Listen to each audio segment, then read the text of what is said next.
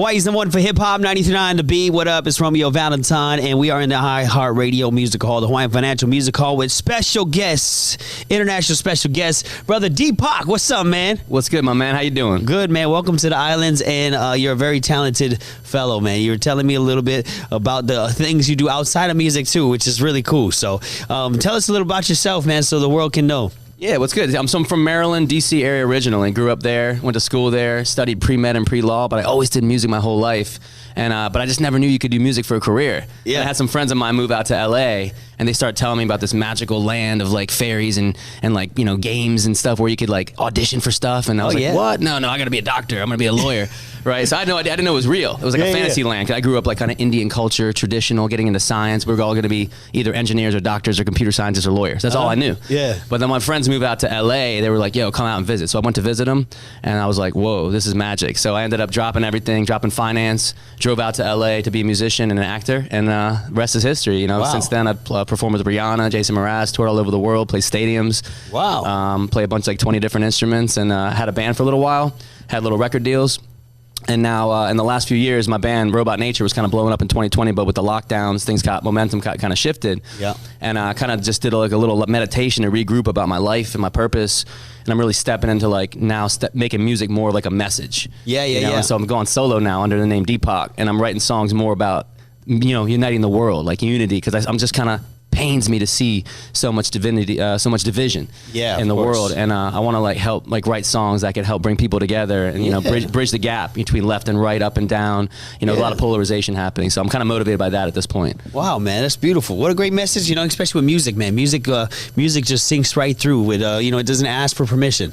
It'll just enter into your spirit, man, and uplift you, or it could do the complete opposite, right? You know, it depends what type of music vibes you on. So that's great, man, that you're doing this positive. You know who reminded me of when you were saying that is somebody I felt like united the world was somebody like Michael Jackson. That's my number one inspiration. Is it? You nailed it. She was more like a beauty queen from a movie scene. There you go. I say don't mind, but what do you mean? I am the one. That's my guy I grew up with, man. Let's go out, that bro. That was my dude. You know, like, and he wrote songs like "Heal the World" and "We Are the World" and like unity songs and anthems. Yeah. So I'm coming from black that place and white. now. Yeah, black or white. Like Man in the Mirror was a very uplifting to yourself. Big time. And I had the honor of playing with some of the musicians that used to play with him. Really? You know, when I came out, I was taken under the wing by a producer named Stephen Lawrence Harvey, who produced The Temptations. Oh shoot. Did Commodores. Wow. You know, worked with the Gap Band. So I had Bobby Watson on bass, who played on Rock With You. He played on some of my funk songs. I did some kind of Michael Jackson style stuff back in like about 6-7 years ago. Wow. Under like an India Jackson kind of project. 'Cause I'm Indian. My roots are from India, and so we kind of came up with the name India Jackson, inspired by. I Michael thought you were Jackson. Filipino, man. Oh yeah. You could pass. I could pass. You know, I've gotten Hawaiian, I've gotten Brazilian. Yeah. But India's my roots. Like my parents are from South India, from a very traditional family. Like, you know, grew up with the scriptures and like very deep spirituality, which has brought me into like a place of like meditation and you know, wanting to help the world in getting to breathing and meditation is like one of my big passions. I had a band for a while called Breath of Life Tribe, which was like we were out there singing like Indian sacred music and chanting, which kind of like made people kind of feel really peaceful. And I think that's like an important kind of vibe. You know, in Hawaii, when you said breath of life, there's two letters that are the word for that, which is ha, breath of life. That means breath. Yeah, ha in Hawaiian is breath of life. Nice. So yeah, if you wanted to sum it down, that was good though. That was really good. You know, so that's awesome, man. That you been able to be in rooms with guys who you know, you got to think there's a back. I like to say this with a lot of artists is that there's a team behind it, and there's a lot that goes into a Michael Jackson. There's a lot that goes into you know, any type of artist, a Rihanna, you know, Nicki Minaj. You know, it's not just the one artist. There's the band, there's the musicians, there's the composers, there's all this kind of stuff that can play. And sounds like, man, you have your violin right here, bro. Like, how did it all start? Like, who decided to inspire you? Because if you're telling me you were supposed to go into like being a doctor or a lawyer, and then you're like, look, let me just choose. You know, that's like Joe Coy's mom was like, you need to be a nurse, and he decided to go and be a comedian. Right. Yeah, well, in Indian tradition, like we do a lot. We grow up like kind of wanting to learn the arts and everything too. Yeah. So we're doing yoga, meditation, and we're also getting into sports. And I was playing tennis my whole life growing up too. And so all about being like a well-rounded individual. But then we came in America, first generation too. It's like, hey, my dad's been in NASA, so they were probably just thinking about security. Your dad was in NASA? NASA, Yeah. Wait, he was like, working for the ones that, shoot the rocket ships? Well, his project isn't about the rockets. Oh, okay. But there's more to it than NASA? There's a lot of NASA. Oh, I didn't know that. Yeah. They got stuff going on there where they're, looking at pictures of the Earth from up in like balloons and stuff like that, and things like that, where they're checking about the weather. You're not going to get in trouble for telling us this, are you? Well, no. Is this top secret stuff? No, my dad's never told me anything. Oh. He doesn't leak. I have to look up the stuff myself. Oh, wow. Yeah. Audit NASA. Wow, so we should tell him all our secrets and nobody would find out. I think we need to audit NASA. Audit NASA. That's what I think. We got to find out what's really going on. Yeah, because I didn't even know NASA. I thought they just shoot rockets. That's what everyone thinks, but I think there's more. I think there's some underground secret stuff. Oh, Antarctica. Man. I don't know. It's crazy. You see stuff like this makes my mind think, because I'm getting older now. And I think about this stuff. Totally. I'm like, there's got to be more to it. I mean, where's all this money coming from and where's it going to?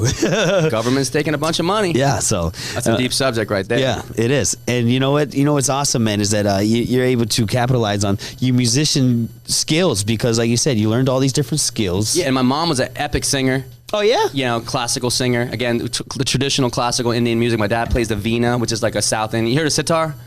Sitar's like a North Indian instrument. It's like the Ravi Shankar is like super famous, like the Beatles. All those bands, they got into sitar. But in the South, there's an instrument called the veena, which my dad played. Wow. So I grew up around music. We had like a little family Indian band kind of thing. Oh, shoot. But, it was just more like a hobby, more just for like just keeping yourself well-rounded and it's healthy. It's healthy to be connected to that. But then, now I decided to become a musician. So you write your own music and you know how to like create the instrument sounds and everything? Exactly. So you compose everything? Write everything. Yeah, and I did for Disney, and when I was doing the Disney project, I did 45 songs for Disney a couple of years ago. What did you do for Disney? Yeah, so there's a show called Mira Royal Detective, and that was like a big TV series inspired by my Indian culture. Wow. So they brought me on to be the consultant, the orchestrator, co-producer, arranger. So I did 45 songs with them, sang all the background vocals, did the violins, did a lot of the beats and production for the songs for the TV show. 2 seasons. That's wild. Yeah, it was fun. So you don't have to work a day in your life now. No, I have to keep working every day because they say once you get Disney a Disney don't pay gig, that much. Oh, they don't. No. They just make like they do. They make the money. Oh yeah. People like me, we just do our gig, we get our credit, and then Which is why a lot of artists are kind of fighting back, right? I think so, and I think that's happening with Spotify, and I think this is a time for artists to stand up, TikTok, and just take because music's been undervalued all over the industry. Yeah. Like people making music for movies, they get a big budget, 10 million, and they'll like save the last little bit for the music people. Yeah. And so I think that's a lot of artists, are including myself, are standing up to say, hey, music's a huge value. Yeah, it's bringing healing to the planet. Oh yeah, and I think people are expecting, like in LA, a lot of cities, like, for musicians to play for free or even pay to play. I don't know if you heard of that. New York City, Nashville, LA, artists are starting to try to stand up and say, hey, like this music has value. Yeah. And instead of us paying to play, we should be getting paid to play music. We're providing a service. We're helping people just like anybody else. Yeah, those are different type of promoters that have people pay to play. Yeah. Big time. And then there's some guys who want to pay to play because they just want to open up for a certain person. Sure. Which they want to get their name out and they feel like that's the way to go. But you want to get there. Yeah, because you want to get there. And you got to earn it. And if you're a musician, you want to build. Obviously, there's value in you bringing people to the club, right? Yeah. So obviously, if no one knows who you are, then it helps to have a crowd coming in. Yeah, to earn that. How has being in LA changed your thought process of the industry? I mean, it's pushed me to a higher level because it's so competitive that it's like pushed me to like think of creative new ways to do stuff. Like, not everyone's able to get certain gigs, because there's so many people competing for it. So my goal has always been to kind of stand out, be unique in some kind of way, or do something weird, do something crazy. Like, that's what I tell a lot of artists that are like asking for advice now from me. I'll just be like, you got to do something wild. Like if you're in auditioning, even for acting, when I did acting, I did the co-starring role in Modern Family. I did Super Bowl commercial for Cadillac Escalade, all of those things. Like the key for me was I'm looking at the room, I see 300 people. We all kind of look the same because that's how the casting goes. Yeah. And you got to do something zany that makes them remember you. Yeah. And that's, I think, key for anything. So what was the zany thing you did to get the Modern Family role, man? Well, Modern Family, they were looking for a cello player. Oh, okay. And my agent asked if I played cello, and I just said yeah. And that's another thing. I just say yes. Okay. And then I figure it out later. Same thing with Disney. Like, hey, can you orchestrate? I'm like, yeah, sure. And I go on. I'm on Google. I'm on YouTube. I'm on Wikipedia. I'm like looking up stuff. So same thing. I figured out cello. I went to my boy's place. I auditions like the next day.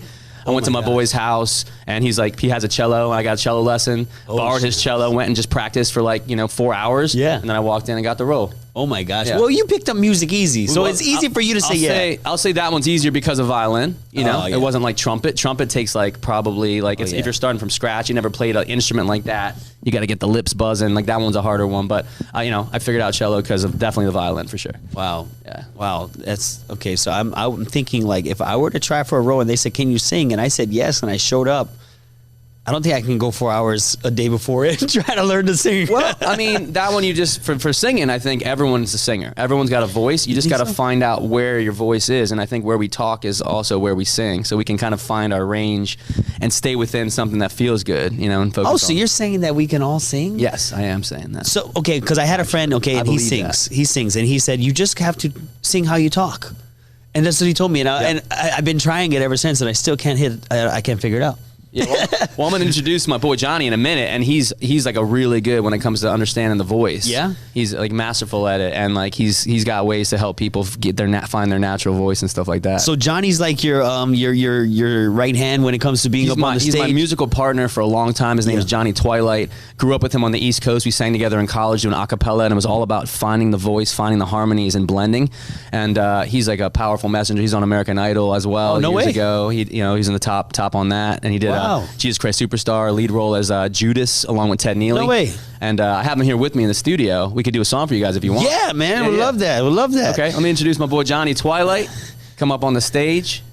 Johnny Twilight in the building. What's up, brother? Yeah. Oh, yeah. All right, good to be here. Yeah. So, with that mic. Yeah. So we're gonna do a song. We wrote this song together, and again, he was on the East Coast the last. I'm in Los Angeles these days. That's where I'm based.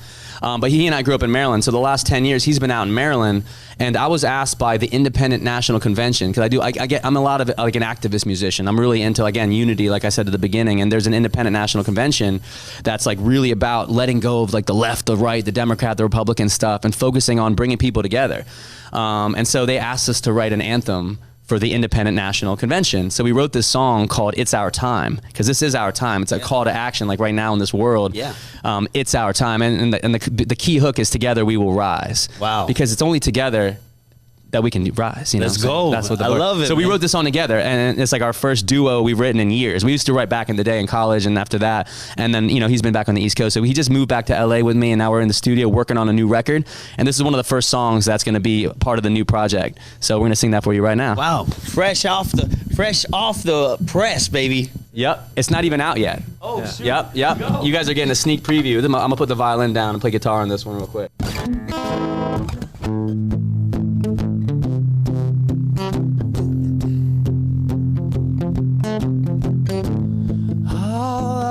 Set me free. Rise up from the ashes. Rise up from the flames. See through the lies that feed the fires that we create. Come out from the shadows. Come out in plain sight. Nothing to lose, it's time to move into the light. Oh, together, united, deny it or fight it, no more hiding anymore. Our story, we write it or lose it, we can't keep quiet anymore. 'Cause together we will rise, oh, together we will rise, oh, together we will rise. Can't wait any longer, it's our time, yeah, 'cause it's our time. Together we will rise, oh, together we will rise, oh, together we will rise. Can't wait any longer, it's our time, yeah, 'cause it's our time, oh.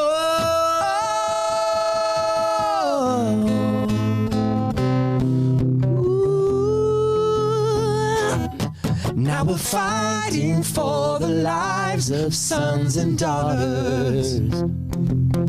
It's a war that we will lose if we're divided. We gotta rip the veil that covers everything. The talking heads that wanna make us blind. And when we strike back, we shoot love into the skies.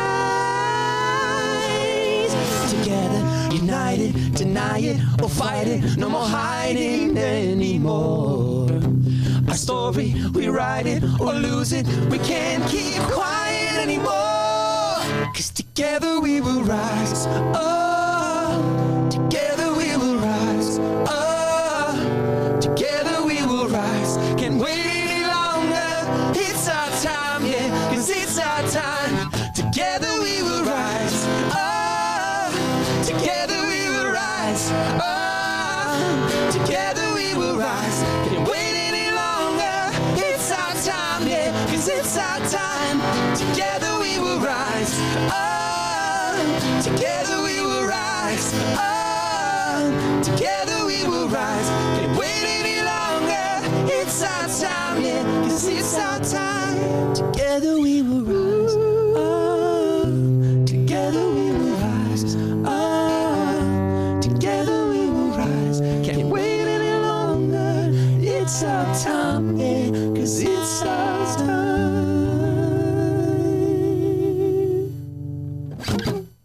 Nice. Whoa, fellas. That's the first time we've ever done that acoustic, actually. Really? Yeah, because we do usually like a big kind of like anthem kind of big track and like instruments. So that was cool. First time right here. Again, the song's not even out yet, so you guys are literally hearing that literally for the first time. Yeah. Wow, man, you guys are awesome, bro. Come hang out up here. Wow, yeah. Okay, let's hook him up with a mic. Hold on. Yeah, Here. let's get him a mic. Come hang. Yeah. Right here. It'd be good. Camera's over there. Yeah. Bro, what the heck, man? How the heck? That was great, bro. You guys, that was your first time? First time acoustic, and it's early in the morning for all of the people out there that don't know.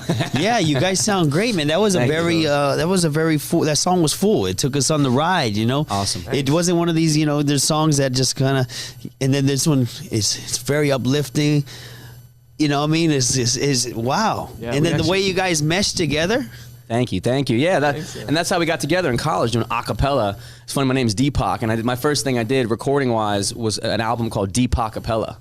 It's like deep a cappella too, but it's also deep a cappella. But that's how we met, was doing a cappella in college, and it's all about just like finding the voice and harmonies. You don't have like the safety of all the instruments. You got to really use the voice as an instrument. Yeah. That's what brought us together originally, and when we had our first band, it was like really built around like having harmonies like that. Yeah. That was like more than 10 years ago. Wow. And so we're just getting back together literally like for the first time after all these years. That's the first song we wrote together in the new wave right now. Wow. Yeah, So which we also wrote over the phone, which was kind of crazy. You wrote it over the phone? He was playing he was me the in DC, song. yeah. And he was like, yeah, I got this new song, check it out. And I was in DC, and I was on the phone with him, and then he started playing the whole song, and I was like, oh yeah, what about this part at the end? We could add this on top, you know, and then I add a little part, and then we got a full song. Yeah, it was really cool. Yeah. It was cool remotely, and then we met up in Austin at the for the Independent National Convention, where we performed it as the main event. Like we had Tulsi Gabbard, who I'm now like kind of close with. She's from Hawaii. Exactly, she's from Hawaii. She's from Hawaii. And she was She's the keynote. awesome. Yeah, she was the keynote speaker at the event, and then we performed. We were the headlining musicians for it, doing that song. Yeah. Which was the anthem. Wow. And so she spoke, and then we played the song right after that, and it was like an inspiring, a bunch of good people. Dennis Kucinich. What did Tulsi tell you? Did she come up to you guys after or anything? Yeah. She digs the song. She's heard it a couple times now.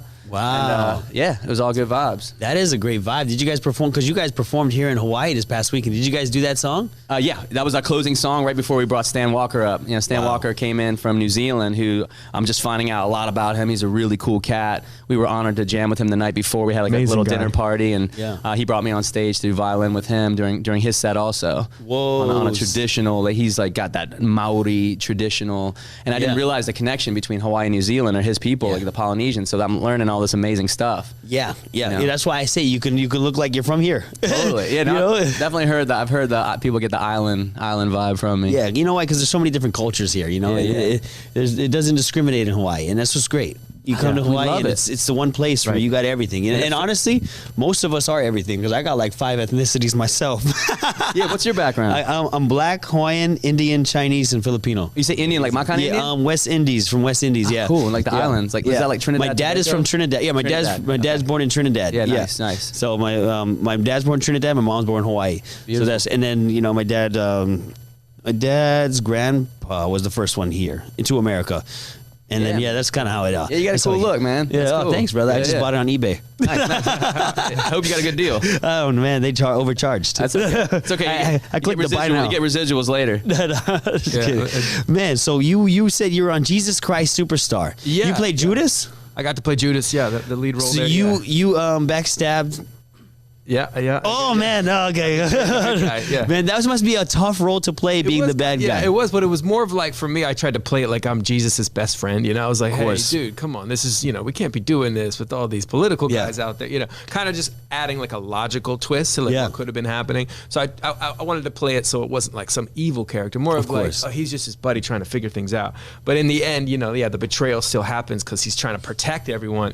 Anyway, so it was a fun role. It was super fun. We went all around the country into Canada, playing. So I got to really, get my singing chops out. Yeah. Yeah, that makes sense because Judas was his like guy. Like, he was like the last disciple that pulled up kind of thing. And he was the money guy. Right. Yeah. But I mean, he didn't, after he realized what he did, he didn't want to, he was like, oh shoot. Yeah, he realized the power that his boy had. And he couldn't take it in his heart afterwards, right? Yeah. Exactly. Yeah. Which is wild. So that's a crazy role to play, brother. You played that, which is an awesome opportunity to be able to be on that. It was amazing. Yeah. I got that in LA when I was first living in LA, and then that took me all around the country.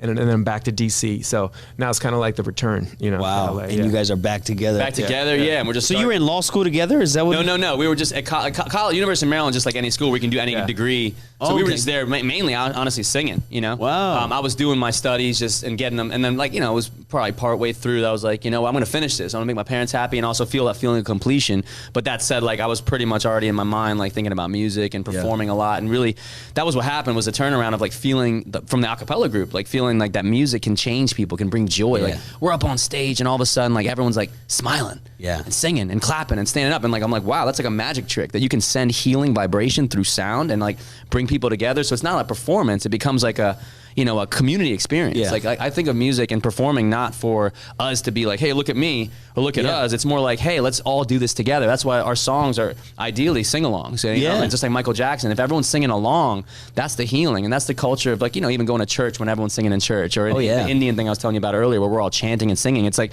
everyone's doing it together. So we're kind of writing songs in that way where we're thinking about it from a singing together kind of energy, and I think that's like what unites the world. Like world peace is like everyone's singing together. That's what, in my mind, that's the vision. Is like everyone just singing together, and just putting down our arms, putting down our divisions and our fighting energy, and just really getting into like, hey, we love each other. We might not agree on every little thing, but in our hearts, we're all just human. We're all together. And you're exactly right. And one of the while you're speaking that, I was thinking of Bob Marley, man, and he had the song "One Love" that just and still to this day, that song unites people. I believe, I mean, it's a hard thing. Yeah, sometimes it's a difficult thing to do, to hit the right song to really capture the hearts of like a lot of people. Yeah. But we're giving it our best. And the show in Hawaii was so amazing because the family vibes were just like off the chain. So like our songs were just really accepted, and we got the sing-alongs, and like, man, it was such good vibes. Yeah, totally. I mean, the audience was just totally so receptive because they were just coming with the, that's what they say, the feel the aloha. Like as we're getting in the airport, first thing we see, and now we got to feel what that means, like ourselves. And you guys live it. So for you guys, it's just like you guys are already in the aloha, but for us visiting, like we got to be enveloped by that love. And like we felt very welcome, and we felt like, hey, we want to definitely come back here again. Yeah, definitely. I think honestly, now that I think about it, I think the island music, the reggae music really had a lot to do with probably why we're all so chill and happy, and everything. Well, I always make the joke. I was like, ain't no one getting like pissed off listening to reggae music. No. Like, oh my god, like like it's a joyful music already. Yeah, at the core. Even when if you actually listen to some of the lyrics of some songs, it's like, whoa, that's messed up. Like Shaggy, he was cheating on homegirl, and then it wasn't him. It wasn't me. Yeah, but like it was like, whoa, that song is messed up, but I love it. On the bathroom floor. It's like, wait a second, these words. That's okay. That beat's so happy. He's telling his story in a happy way, regardless. It's just kind of crazy, right? Yeah. Because he told a crazy story about cheating on somebody, and it was so like fun, but it's not a good thing though. But the delivery, but it was like that's the beat. Not the most of reggae, like reggae, and then but even Bob Marley's singing about serious stuff. I mean, we're talking about people dying and slavery. He's singing about that, but he's singing it with a passion to bringing people together. And that's again the goal of music, at least for what we're doing. We want to be on that. The Bar's a great example of someone that that inspires us. Michael Jackson, Bob Marley, that are singing songs that are more than just like, hey, check out this song. This is a movement. Yeah. It's about a movement and creating a movement of love and connection through music. What would you say is harder? Is the acting harder or doing the music? What would you say is more complicated? I mean, honestly, like music's always been what I wanted to do. So I think music's like what I love. It's my passion. Acting, I fell into it because I was on stage performing, and it's like that kind of thing you see in the movies where you're playing someone's like, hey, you gotta look, you know, and like that actually happened. Is that what happened to you? That's kind of what happened. It's like, hey, like, do you act and stuff like that, and it ended up being one of those stories. Where you told him yes, of course. And I didn't even know it was real. Yeah. And it was like I ended up introducing to someone else, introducing me to another agent, to a manager, and then it kind of all ended up falling into place. And I did like 2 years of auditions. Wow. And got a bunch of roles, but it wasn't like something I was like pursuing as like my passion career. It just ended up falling into place, and I made some good income and had some fun doing it. But really, it led me to doing more music. Wow. You know, I moved out to the Malibu area, which is kind of like reminds me of Hawaii in certain ways. For LA, it's the suburbs. It's the place where the nature is, the vortex is, the ancient Native American indigenous sort of energy. And I wanted to be around that more and be away from sort of the craziness of the city. Like, I'm really into nature. I walk barefoot. I like staring at the sun. I do a lot of like healing type practices. And you know, again, we talked about the meditation and breathing. I'm vegan. You know, I drink a bunch of water, and living in Malibu was like perfect for that. So I could be away and to kind of have a meditation, like kind of hermit place to make music, and then go into town for business and stuff like that. So music's definitely to me more the passion than acting. But hey, I'm happy to, if someone's got like a movie out there, you know, I'm always down to jump on TV and film and do something fun. Heck yeah, man. I mean, I think it could be nerve wracking, right? Doing anything, hitting a stage for the first time or being in a different city. But so what would you say, like, the biggest challenge? What do you think is the biggest challenge being in LA? There's so much competition that how do you stand out when it comes to music? Yeah, I mean, I think the focus really isn't other than anything but being in service. And I think that's kind of it at this point. It's not really about doing anything else anymore or even thinking about it too hard. It's more like, hey, we got a mission here. We want to write some songs that can make an impact and then share them with people. And if people will have it, and that's great. I hope it works out. It's also about finding community. I think it's super powerful. Like, the community that we have found in LA is like kind of our audience too. And so like, they really crave a certain like message, and we want to provide that. You know, it's like the movement has this energy, and we're kind of soundtracking it. You know, and so instead of trying to like make it into the big, big mainstream, it's like we're not really into the mainstream, but we have plenty of awesome streams off to the side that are full of really good people that want good music. And nowadays, with all like the ways of getting music, you can build that community and that audience. Yeah, one thing I learned, I think, early in my radio career is, who was it? This guy was in this group called 112. His name was Slim, and he was at the station one day, and he was independent at the time. You know, he used to be with Bad Boy, and you know, with the big group 112, and they had a lot of big records. And he was saying, like, look, he went independent. He's like, I sell a lot less records than Neo, but I'm making more money than him because he's like, Neo's making cents off of every album. I'm making the full $7.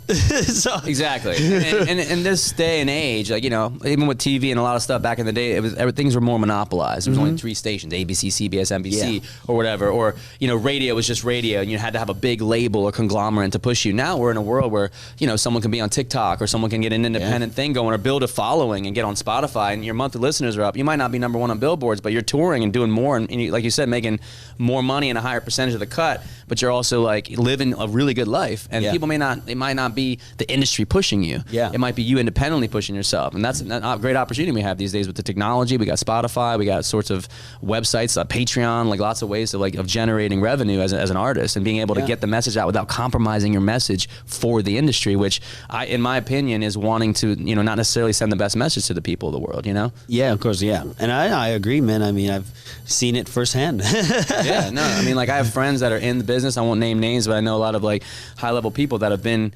tempted to be compromised in order to get to another level, and they've luckily kept their integrity and stuff like that. And that's what we want to do. You know? And if a song ends up charting, if it's like, you know, like Michael Jackson had healing songs, if that happens and some of these songs hit the charts and it impacts, that's awesome. But that's not like we don't want to like make that like the thing that we do that shapes us to the point where we're losing ourselves. I think we're going to focus on just being true, being in service, being in love through our music and healing. And then, you know, if some of these songs pop off, great. Yeah. So who was the coolest celebrity that you guys met?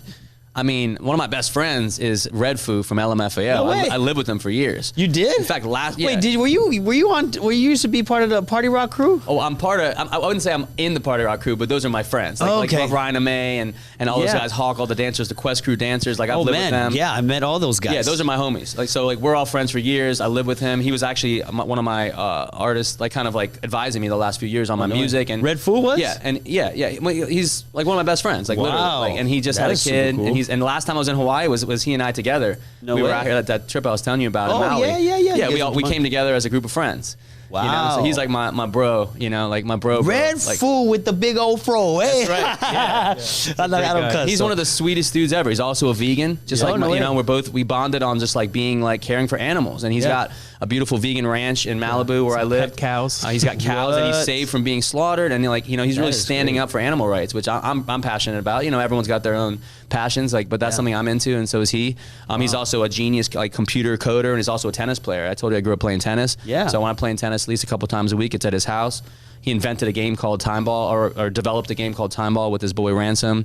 Yeah. And now they're working on, so he's like a really smart dude who's, he's got these musical chops, but he's a Renaissance man. Like even in high school, he was like the guy doing like multiple different things. He did stand-up comedy. He did music. His father's Berry Gordy, from Motown and everything, but.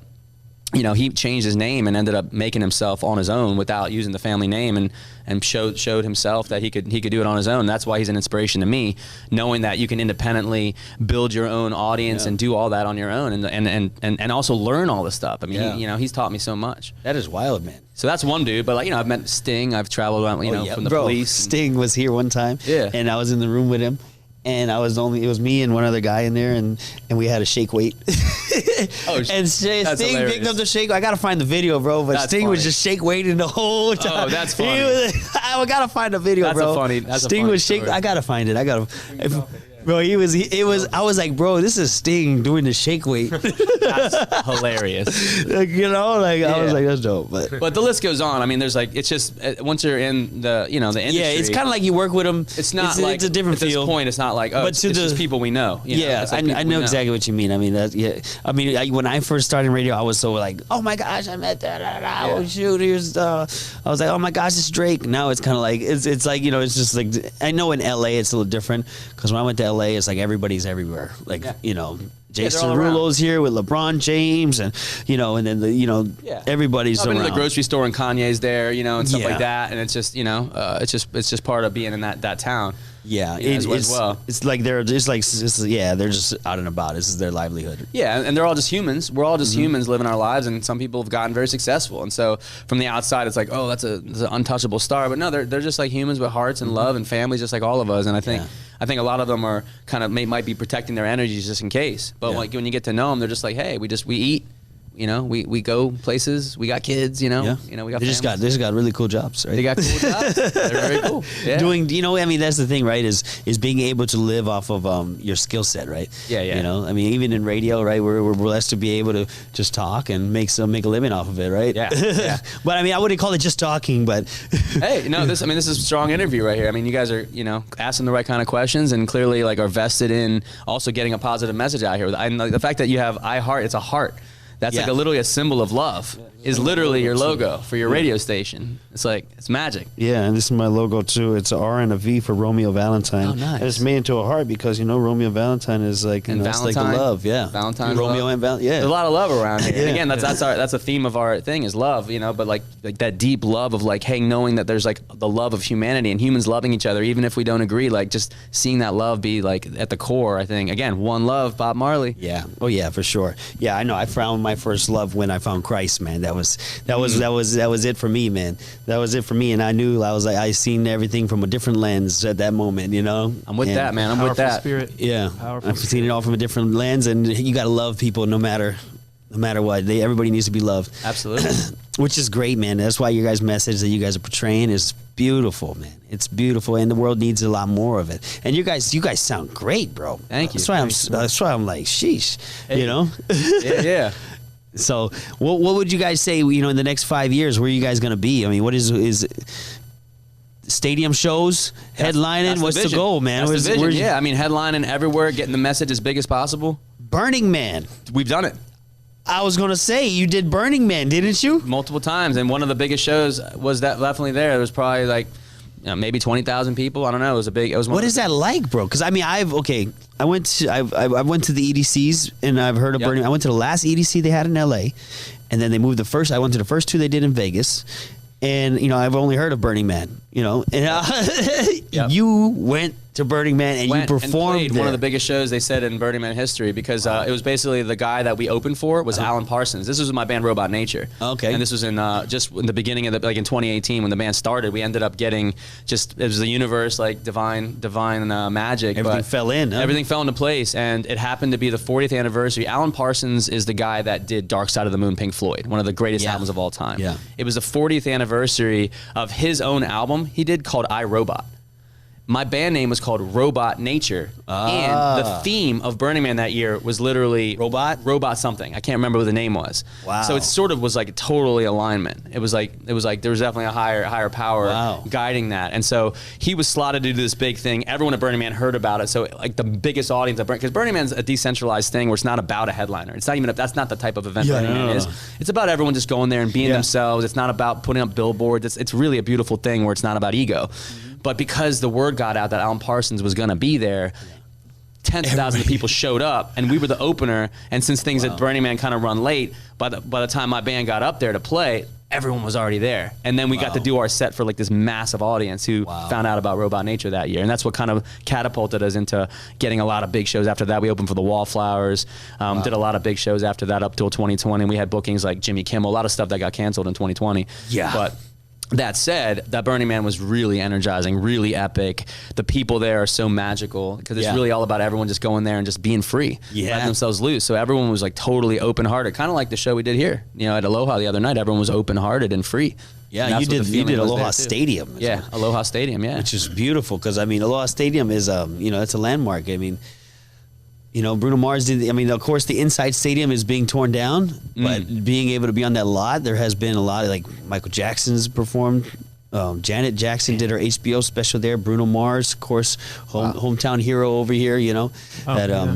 Well, we're honored to be graced. That's why you guys are. Maybe we'll pick up Damian some of Marley. that vibration. Oh man, list goes on. And Damian Marley did the lot show too, which was awesome. Yeah. But man, we're glad that you guys made your way to Hawaii.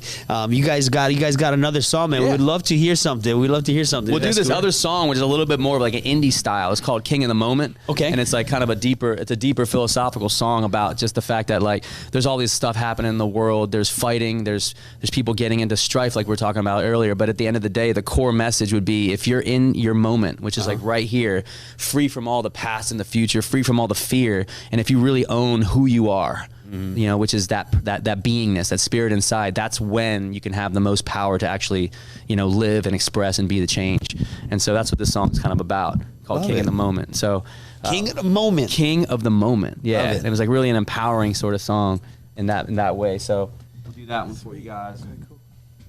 Yeah.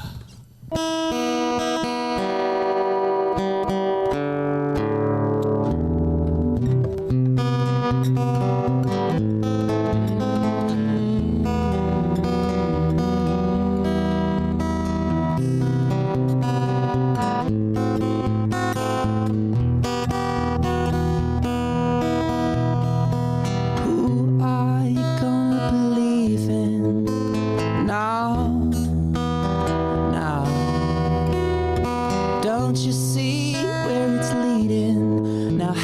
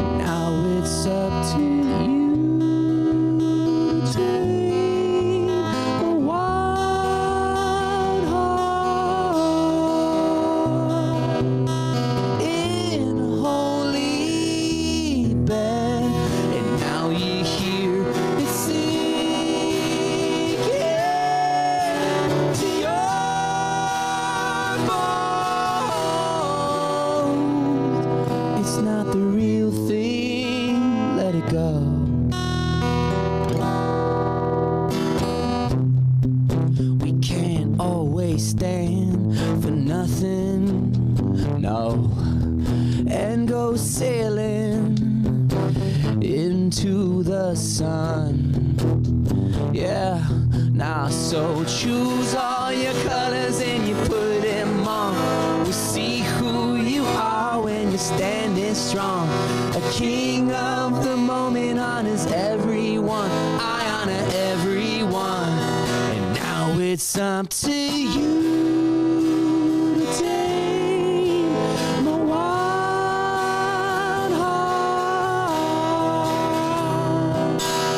in a holy bed. And now you hear it sing to your bone.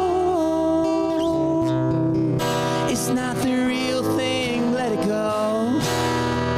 It's not the real thing, let it go. When you find it, don't deny it, 'cause it's always been your story. Turning faces, can you make it?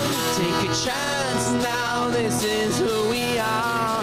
When you find it, don't deny it, 'cause it's always been your story. Turning faces, can you make it? Take a chance now, this is who we are. This is who we are.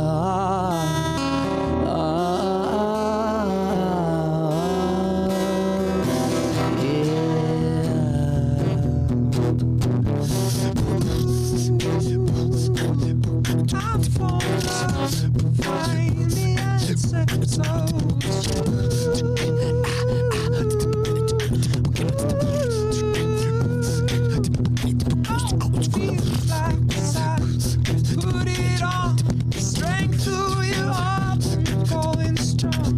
King of the moment, honors everyone. Ooh. King of the moment, honors everyone.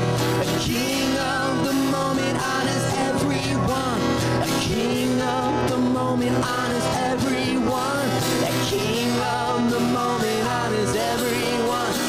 King of the moment, honors everyone. A king of the moment, honors everyone. A king of the moment, honors everyone. A king of the moment, honors everyone.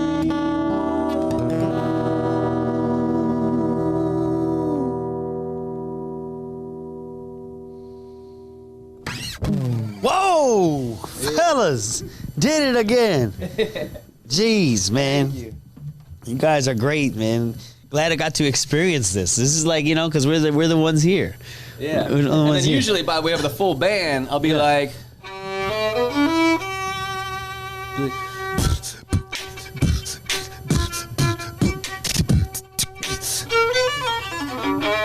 right? And we get that kind of like thing going with like a pedal, and we put the violin through the pedals, and then we get guitar, and we like just.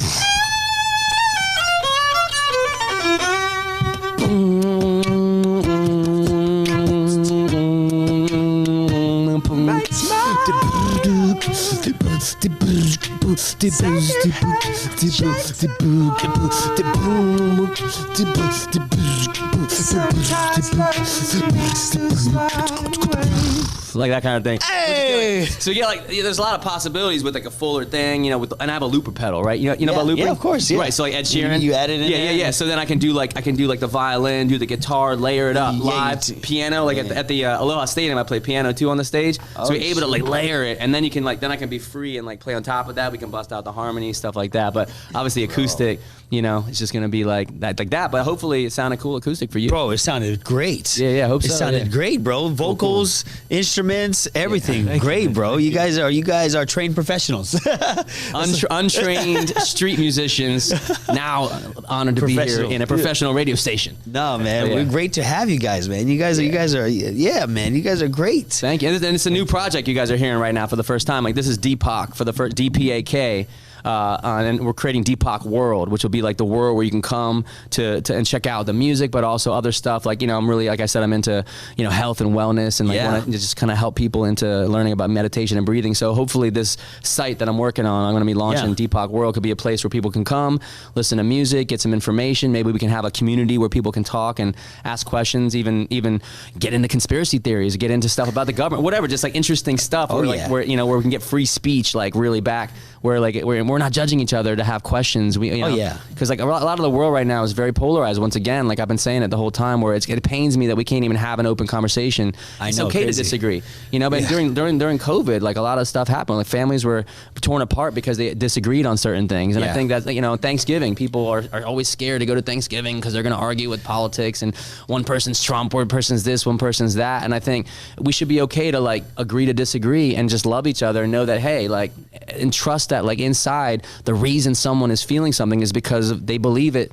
to be something good, and even if we don't agree, we might think it's bad, but they're coming from good. And I think if we start working as a humanity of believing and understanding that other people are also coming from good, that's at least a place to bring us back together first. Oh yeah, for sure. I always tell everybody, I was like, God gave us all a choice. We can choose. We have a choice. We have a choice to choose the direction we want to go, what we want to believe, and that's a gift to me. That's a gift to be able to have that choice. So. And I grew up on that. The free, being able to talk, have these conversations. Let's just have conversations. And it's all good. I'm not going to hate you or bash you or anything. Right. I might disagree with this and you might disagree with me. It's okay. Yeah. People like to identify with their beliefs, and then that gets into trouble, Yeah. Just keep that heart and soul at the core. Have a conversation, but keep the heart and the love flowing. Yeah. Correct. And and that's and I guess for me, being on the background that I am, that's what he called me to do, is not to, because then it creates a hate and that's division, and like you were saying, and that's not where we should be going. That's what's causing me. Just I'm very emotional as an artist. We're connected to emotion, and that's what's been bringing me to pain, is seeing like people that love each other like fighting. Yeah. Families fighting, like friends, you said. Families like separated, whether it's politics or COVID or something or the other. Religion and politics have always been separating. I think there should be reasons to like understand each other more. And I think if we understood things more versus judging them right away, that could bring people together again. Yeah. Why? Like ask the question, hey, why? Come from curiosity. I think the curiosity and mindset of asking questions versus having an absolute like, oh, that's just this and this is wrong, and now it's limited. Yeah. And that's why people always ask me like, how old are you? Right? You ask me that. Yeah. Like, how old are you? I'm like, I say I'm 0. And I say I'm turning infinity. Yeah, because that's because it's a mindset. But the depth behind that question and that answer is about the mindset of not being limited to like, this is just what it is. I'm in a box. Like, I'm infinity because I have infinite possibilities in my mind, infinite possibilities, potential as a human, and I think there's infinite ways to look at things. And so if we spend more curiosity looking at how other people are seeing things and why they might be saying something that we might disagree with, we might be able to understand them and have more compassion, in the planet. Yeah, a lot of understanding, right? Is to see where people are coming from. Yeah. It could be background, it could be this is, it could be parental influence. Or how we grew up, or how we learned things in school, or maybe we have a piece of information, but we don't have this other side of the information. If we share it, that might change. Even like me, I'm open. Like if someone says, hey, this is kind of some new information, and that might change, I'm open to say, hey, I'm ready to change my opinion on something too. Yeah, right on, man. That's awesome, brother. Yeah. Heck yeah. Because, we don't need division, I had to, like you were saying, you have to find those people to be able to bring them together, and the more we do it, the better it'll be, man. I think so. Yeah. Well, DPAK, man, appreciate you, brother. Yeah. We can find you all over the internet as well. When's your album gonna drop? Are you working on it still? Working on singles first. Yeah. I got a movie coming out called Plandemic the Musical, which is kind of like a cool way to kind of bring light to a kind of a deeper subject. Again, talking about that the last few years. So the Plandemic the Musical will be coming out soon. We're doing the LA premiere on May 25th. And then we're going to do the big Austin premiere June 15th. Then we're going to do an online release. And that song that you just heard that we wrote for the Independent National Convention is going to be also happening at this year's INC 2024. There's going to be different politicians speaking there. We're going to do the song there. So the song will come out with the movie as well as with the INC this year. And then we're going to drop a bunch of other singles along with that. So we're going to start figuring out the album plan. We're in the middle of writing it. Yeah. But that single at least will be dropping soon, and a few other singles. Are we invited to the release parties, or are we invited? Well, I don't go to the nightclub parties, but but I mean, the release of I want to celebrate your success, man. Yeah. Everyone's invited. We got premieres, and like on the website, it'll have the calendar. Yeah. And if we're in a city near you, we'd love to meet you and meet people, come out, and we definitely want to come back to Hawaii again if you guys will have us. Heck yeah, bro. And everyone's invited to the party. It's a one world family, one world party. I think we should keep this party going and celebrate love and all sing along together forever. That's awesome, man. We can't wait to see more from you, man. Especially the duo right here, man. Hey. That's the thing. You gotta have solid right people around, man. That's my boy, Johnny Twilight, by the way. Once again, Johnny Twilight and DPAK. Yeah. Yeah. So Johnny, what is your how can we find you? Instagram, Johnny Twilight. Posting. It's a cool name, man. You ever thought about getting in radio with that? And that's his new. We're both coming back, reinventing right now. So he's reinventing himself after all these years as Johnny Twilight, and I'm reinventing myself as just straight DPAK after having Robot Nature, after having other projects. And that's the thing, right? You got to separate yourself so that people don't crash you into it and just box you in. Yeah. Part of it was just also doing all these other projects and doing, again, between Disney and playing with Rihanna, all these different things. I was also just learning like what DPAK wanted to be as an artist, and now I feel like the message is clear that we've been sharing today about unity, and so that's now developing what this project's really about. Yeah, that message is coming together, and so we're kind of like in a place of launching the project with a message for the first time, really. And the singles are going to be lined up. The singles will be lined up, and then the record will come out later. It's the working title of the album is Identity, because in this process of discovering myself as an artist, I've been kind of questioning my identity, having an identity crisis, and I wanted to transcend the crisis into just being identity without the word crisis. You want to take all the negative sounding stuff out. The affirmation is like, hey, I know my identity now. I know who I am. This is who we are, like we just said in that song. And that's kind of like the idea is like, now, hey, I know who I am. I'm DPAK. I got a message of love and unity, and also questioning authority. That's a big part of my message, is questioning authority. And if that could be done all over the world, I think people could stand up to like the powers that be and start forming our own independent like love communities all over the planet, and just really like become happy. Yeah, as a people, as a human race, and just go surfing.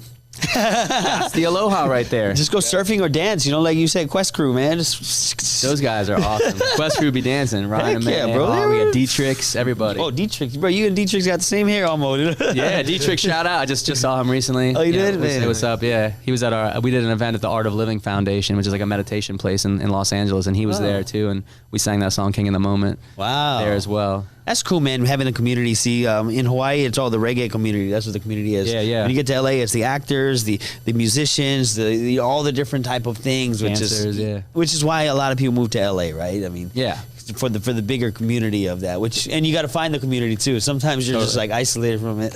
Well, that's kind of what he was saying earlier. Like, you can come to LA. People say LA can chew you up and spit you out, but also if you find the right tribe there, it can be the most magical place there is. And we find people like that are connected in community. My girl, she's amazing. Her name's Jennifer.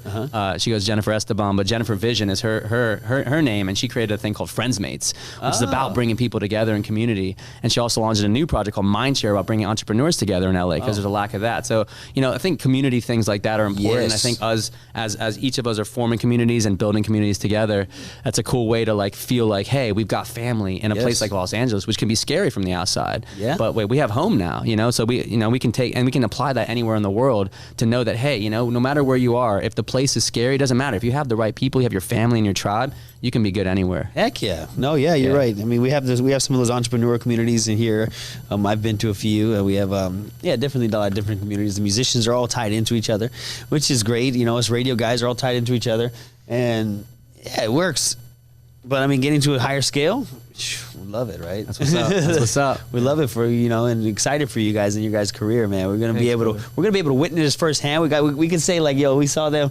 They came here and they performed here and did it for the first time. Acoustic. This is the first radio show for this project, DPAK, right now. Yeah. Wow. See, we're literally just launching, so. See, and that's great, man. We appreciate you guys for pulling in and letting us be the first stop. And Hawaii, hopefully, will always have a special place in y'all's heart. It really does. The memory of that Aloha Stadium show is definitely going to be lasting. It felt good, and for sure. It was such a warm family experience, like he's saying, Yeah. Yep, that's what we need all around the world. Yeah.